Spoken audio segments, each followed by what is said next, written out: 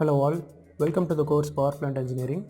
இந்த வீடியோவில் நியூக்ளியர் எனர்ஜினா என்ன, நியூக்ளியர் எனர்ஜியில் எப்படி நமக்கு வந்து எனர்ஜி கிடைக்குது, அது என்னென்ன டைப்ஸ் ஆஃப் ரியாக்ஷன்ஸ் இருக்குது அப்படின்னு தான் பார்க்க போகிறோம்.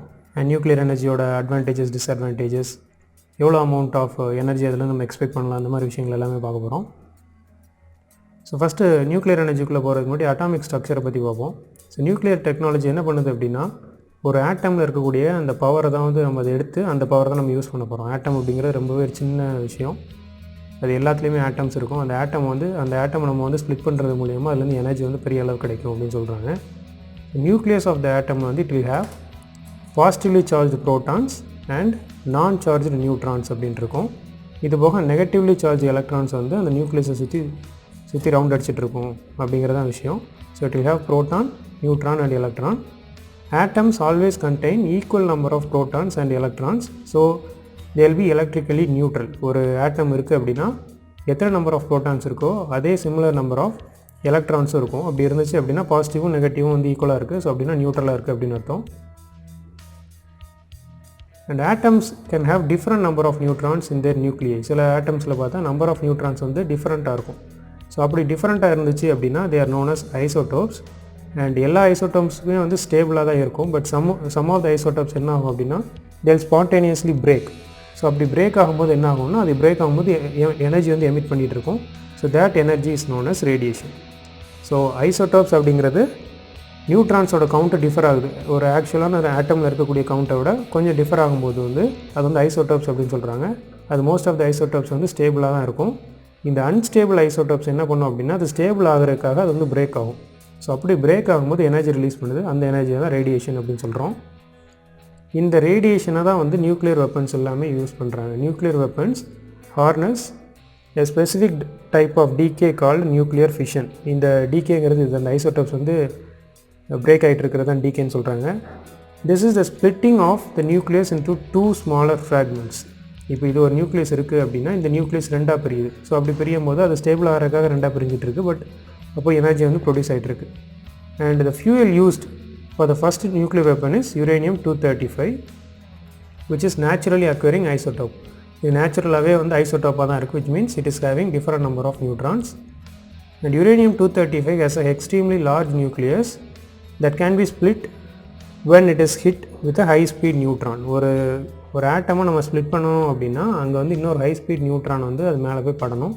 அப்படி படும்போது தான் அது ஸ்ப்ளிட் ஆகும். In a nuclear bomb, a large amount of uranium-235 is clustered together so that when fission is initiated in one of the atoms, it splits and release more neutrons. So எக்ஸாம்பிளுக்கு இதுதான் ஒரு uranium ஆட்டம் அப்படின்னா ஒரு நியூட்ரானை இது மேலே வந்து hit பண்ண வைப்பாங்க. ஸோ அப்படி பண்ணும்போது என்ன ஆகும்னா இது ரெண்டாக ஸ்ப்ளிட் ஆகும். ஸோ ஃபர்தர் அடுத்த ஃபாஸ்ட் மூவிங் நியூட்ரான் இதுலேருந்து வர்றது வந்து திருப்பி அகைன் அந்த ஆட்டமில் படும்போது திருப்பி அது ஃபர்தராக ஹிட் ஆகிட்டு இருக்கும். ஸோ இது வந்து ஒரு ஃபிஷன் செயின் ரியாக்ஷனாக இருக்கும். அன்கண்ட்ரோல்டு செயின் ரியாக்ஷனாக இருந்துச்சு அப்படின்னா that can be considers nuclear bomb. Whereas in case of nuclear reactor இது வந்து கண்ட்ரோல்டாக வச்சுருப்போம், நம்ம கண்ட்ரோலில் இருக்கும். எப்போ நம்ம ஸ்டாப் பண்ணுவோம் அப்போ ஸ்டாப் பண்ணிக்கலாம். பட் ஒரு ஆட்டம் பாம் எடுத்துட்டோம் அப்படின்னா அது வந்து அன்கண்ட்ரோல்டாக இருந்துகிட்டே இருக்கும் அப்படின்னு சொல்கிறாங்க. Each time a nucleus splits a large amount of energy is released. So இது வந்து செயின் ரியாக்ஷன் மூலிமா மல்டிப்ளை ஆகிட்டே இருக்குது. இப்போ ஃபஸ்ட்டு ஒரு ஆட்டம் இருக்குது, அப்புறம் ரெண்டாம் வருது, அப்புறம் மூணாம் வருது, இந்த மாதிரி கண்டினியூஸாக இருந்துகிட்டே இருக்கும். ஸோ எக்ஸ்ப்ளோஷன் வந்து ரொம்ப ஹியூஜாக இருக்கும். ஸோ ட்ரினிட்டி அப்படிங்கிறது வந்து ஃபஸ்ட்டு நியூக்ளியர் டெஸ்ட் டிட்டோனேஷன். அதுக்கு வந்து பேர் என்னென்னா ஃபேட் மேன் அப்படின்னு வச்சாங்க. இந்த நியூக்ளியர் பாம்பு தான் நாகசாகியில் வந்து போடுறாங்க அந்த வேர்ல்டு வார் டைமில். ஸோ இதை போட்டதுக்கப்புறம் என்ன ஆகுது அப்படின்னா அந்த டெசர்ட் சாண்ட் ஃபுல்லாகவே வந்து ஒரு ரேடியோ ஆக்டிவ் க்ரீன் கிளாஸ் மாதிரி ஒரு லேயர் ஃபார்ம் ஆகிடுது. ஸோ அந்தளவுக்கு அதோட டெம்பரேச்சர் ஹீட் இருந்திருக்கு. 2 atomic bombs were dropped in World War II. ஹிரோஷிமாலையும் நாகசாகிலையும் போடுறாங்க. ஸோ அதோட எக்ஸ்ப்ளோஷன் எனர்ஜி லெவல் எப்படி இருக்குது அப்படின்னா it is equivalent to that of 15 to 21 kilotons of TNT. TNT stands for trinitrotoluene. இதுதான் வந்து மோஸ்ட் பாப்புலர் எக்ஸ்ப்ளோசிவ் காம்பவுண்ட்ஸ். இது வந்து 1 gram ஆஃப் TNT எவ்வளோ இருக்கும் அப்படின்னா it can produce around 4000 joules of energy வந்து ஜூல்ஸில் சொல்லுவோம். ஸோ 4000 joules ஆஃப் எனர்ஜி வந்து இந்த 1 gram ஆஃப் TNT கொடுக்குது. இந்த ஹிரோஷிமா நாகசாகியில் போட்டது வந்து it is equal to that of 15 to 21 kilotons of TNT. So 1 ton of TNT எவ்வளோ ப்ரொடியூஸ் பண்ணோம் அப்படின்னா இங்கே கலோரிஸில் இருக்குது, ஜூல்ஸில் இருக்குது. நமக்கு இன்னும் கொஞ்சம் கன்வீனியன்ட்டானது கிலோவாட் ஹவர். கிலோவாட் ஹவருங்கிறது யூனிட், ஒரு யூனிட் ஆஃப் எனர்ஜின்னு சொல்லலாம். ஸோ 1 டன் வந்து it will give around 1.162 × 10⁻³ kilowatt hours of energy. ஒரு டன் வந்து இவ்வளோ கொடுக்குது. நமக்கு போட்டது வந்து 15 to 21 கிலோ டன்ஸ். அப்படின்னா அந்த ஆட்டம் பாம்போட பவர் எவ்வளோ இருந்திருக்கும் அப்படின்னு கொஞ்சம் திங்க் பண்ணி பார்த்துக்கோங்க. இதுக்கப்புறம் ஆட்டம் பாம் போட்டதுக்கப்புறம் என்ன ஆகும் அப்படின்னா நியூக்ளியர் ஃபால் அவுட் அப்படின்னு ஒன்று வந்து ப்ரொடியூஸ் ஆகுது. Nuclear fallout is dust and ash propelled into the atmosphere falling from the nuclear blast.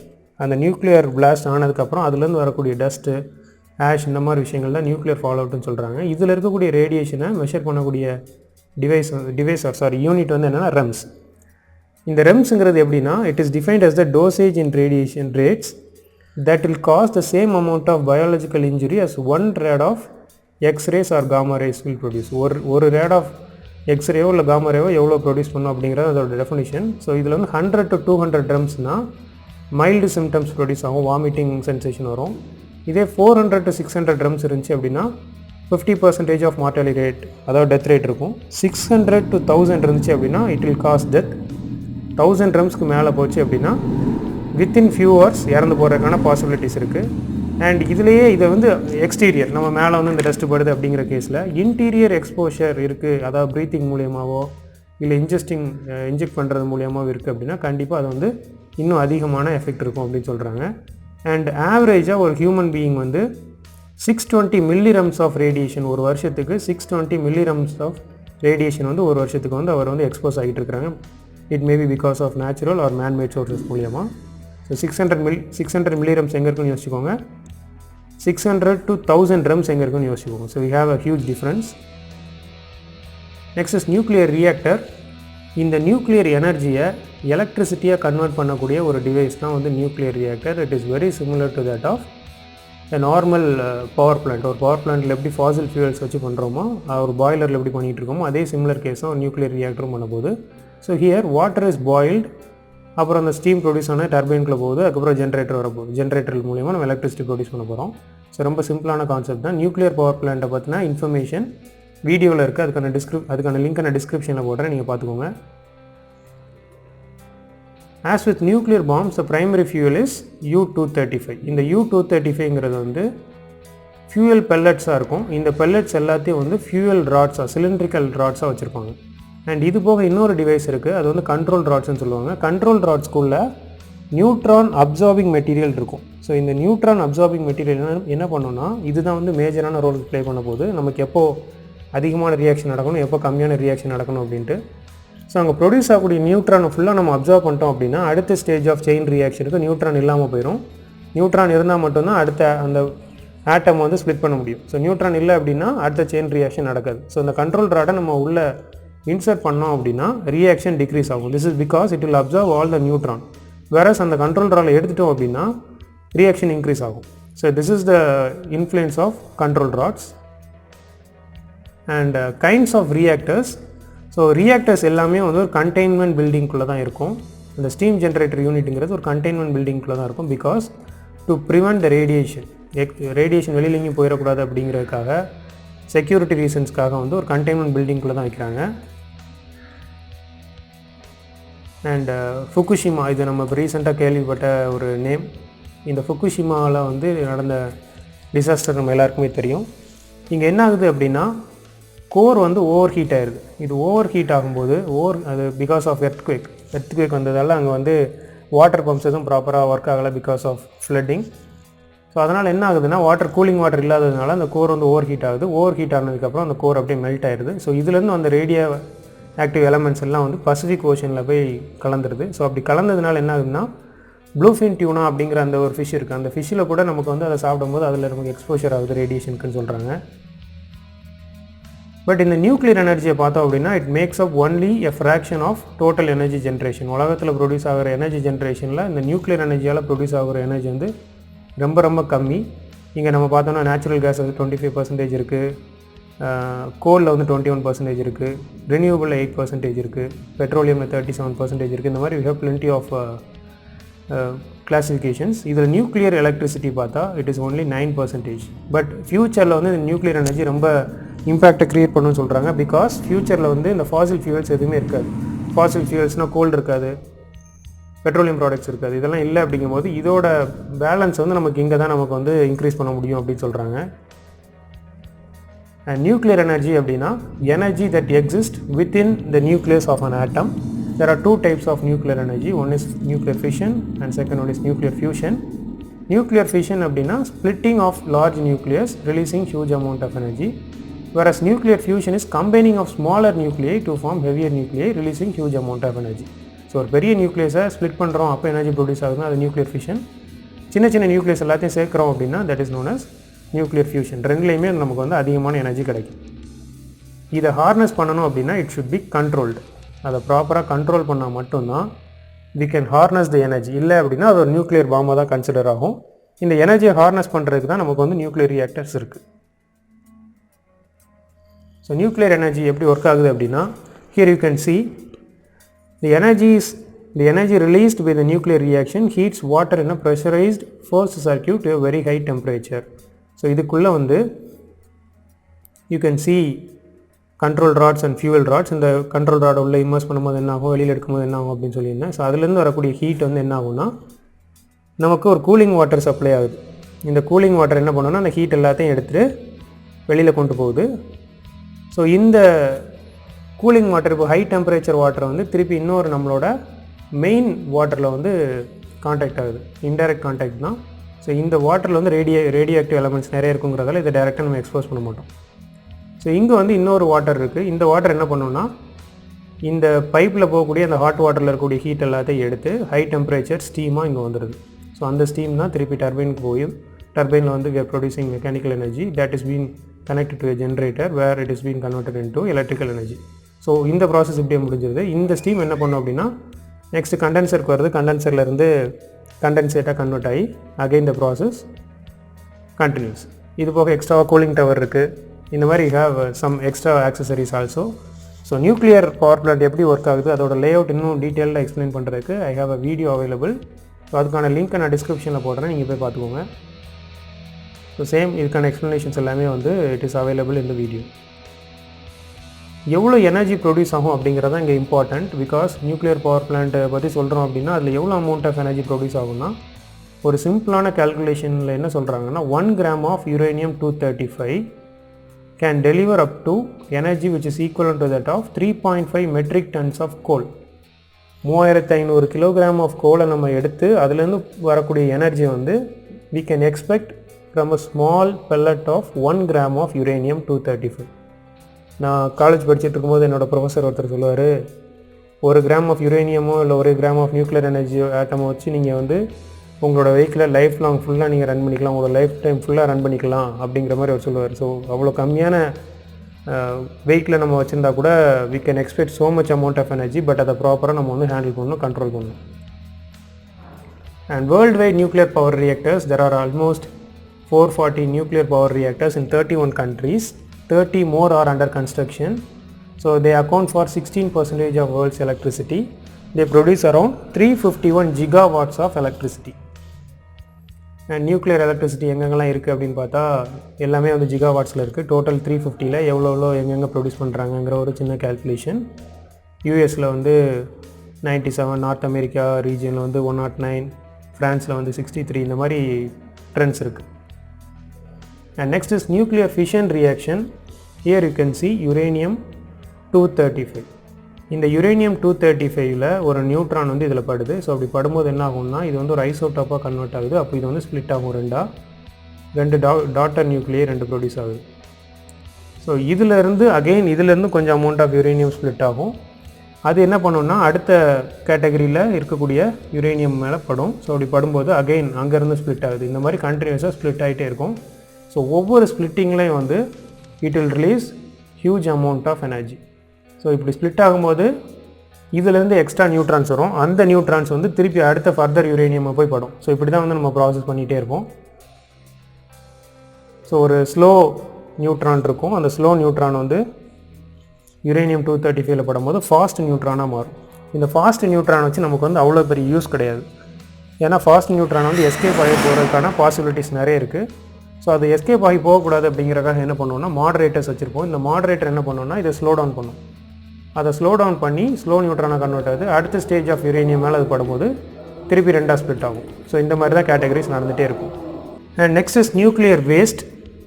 Nuclear waste இந்த ரியாக்ஷன் எல்லாம் முடிஞ்சதுக்கப்புறம் நிறைய நியூக்ளியர் வேஸ்ட், அதாவது அதுலேருந்து வரக்கூடிய ரேடியோ ஆக்டிவ் எலமெண்ட்ஸ் நிறைய வரும். ப்ளூட்டோனியம், சீசியம், ஸ்ட்ரான்டியம், இதே போல் நிறைய இஎம்ஸ், இந்த எலமெண்ட்ஸ் எல்லாமே வந்து வெளியில் வரும். இது எல்லாமே வந்து கொஞ்சம் டேஞ்சரான ரேடியேஷன். இது என்ன பண்ணணும்னா நம்ம மேலே பட்டுச்சு அப்படின்னா நம்மளோட செல்ஸை வந்து டிஸ்டர்ப் பண்ணி அதை வந்து டெஸ்ட்ராய் பண்ண ஆரம்பிச்சிடும். ஃபைனலாக இது வந்து லீட் டு கேன்சர் அளவுக்கு இதை வந்து கொண்டு போய் விட்டுரும் அப்படின்னு சொல்கிறாங்க. ஸோ இது என்ன பண்ணோம் அப்படின்னா சின்னதாக டீகே ஆகிட்டே இருக்கும். இது அன்ஸ்டேபிளாக இருக்கிறதால கொஞ்சம் கொஞ்சமாக அது வந்து டீகே ஆகிட்டே இருக்கும். ஸோ அப்படி டீகே ஆக அது வந்து ரேடியேஷன்ஸ் ப்ரொடியூஸ் ஆகிட்டே இருக்கும். ஒரு பர்டிகுலர் பாயிண்ட்டில் இது வந்து ஹார்ம்லெஸ்ஸாக மாறிடும். அந்த பீரியட் ஆஃப் டைம் தான் வந்து இதுக்கு என்ன பண்ணுவாங்கன்னா இதோட ஹாஃப் த ப்ரொபோர்ஷன் வந்து ஹார்ம்லெஸ் ஆகக்கூடிய டைம், அதை தான் வந்து ஹாஃப் லைஃப் பீரியட்னு சொல்லுவாங்க. So next is half life அப்படின்னா எல்லா ரேடியோ ஆக்டிவ் எலமெண்ட்டுமே வந்து ஹாஃப் லைஃப் பீரியட் இருக்கும்.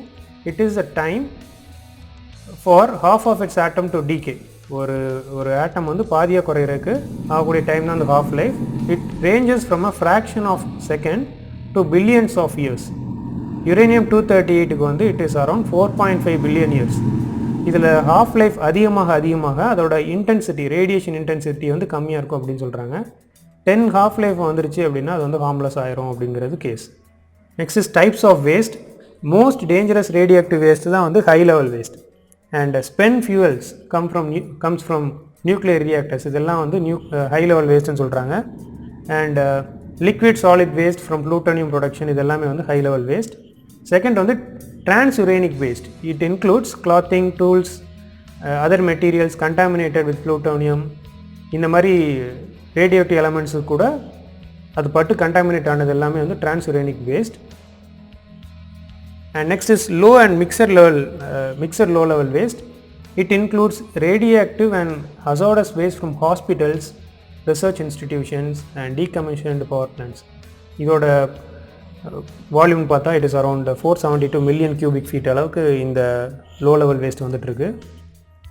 And next is uranium mill tailings. Uranium எடுக்கக்கூடிய அந்த எக்ஸ்ட்ராக்ஷன் ஓரில் இருக்கக்கூடிய ரெசிடியூஸ் தான் வந்து யுரேனியம் மில் டெய்லிங்ஸ்.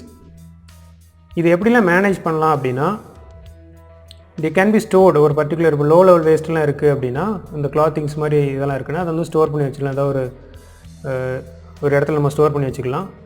ஃபியூயல் ராட்ஸ்லாம் என்ன பண்ணலாம் அப்படின்னா placed in deep water pools where they cool down and fission reaction ஸ்லோஸ்.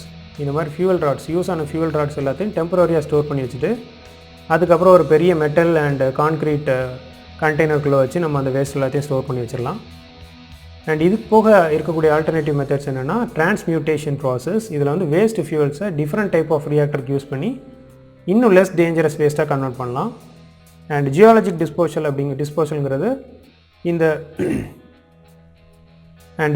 டிஸ்போசல்ங்கிறது இந்த வேஸ்ட் எல்லாத்தையும் எர்த்ஸ் க்ரஸ்ட் கீழே டீப்பாக தோண்டி அந்த இடத்துல வந்து நம்ம கொண்டு போய் வச்சிடலாம் அப்படிங்கிறாங்க.